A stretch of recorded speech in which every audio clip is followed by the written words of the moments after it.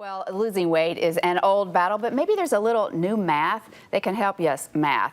Government researchers say there's a traditional formula for calorie counting, and that needs a few changes. So here with some details is registered dietitian Keri Glassman. She's a contributor to Women's Health magazine. Sorry. Good morning, Keri. Okay, so good morning. Math and counting calories. There's an old formula. What was the old formula that we thought we were supposed to do? The traditional way of looking at calories in relation to weight was cut 500 calories a day. Multiply that times 7 days a week, that equals 3,500 calories. 3,500 calories equals a pound. So technically you would lose 52 pounds in a year. We all know that's not happening. It's not so cut and dry.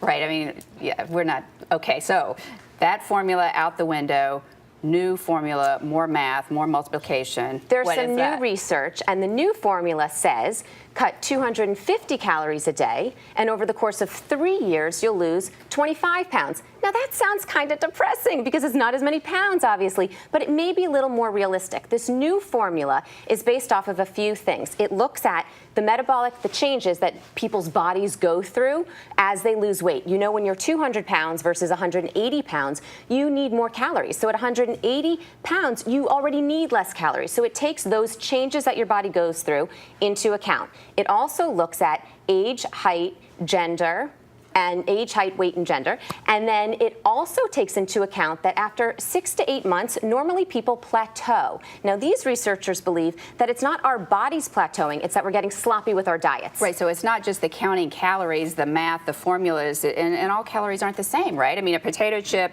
is not the same as an apple slice, even though... Exactly. We know that certain calories don't fill us up, and we know that certain calories turn to fat faster, which actually leads me into what we really should be doing. We should be eating wisely. So we should be cutting calories wisely, cutting them from the things that don't fill us up and turn to fat faster, like sugar, making better choices, choosing grilled chicken over obviously the fried chicken, eating regularly throughout the day to keep our metabolism up.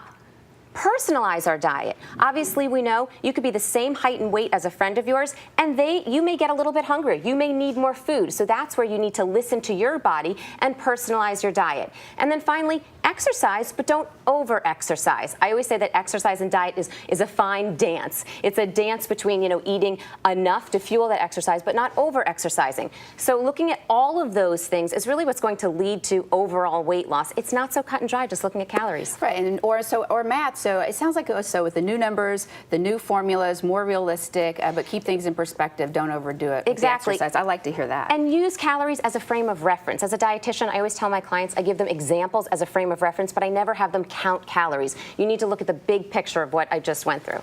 All right. Well, Keri Glassman, thank you so much for explaining all of this to us.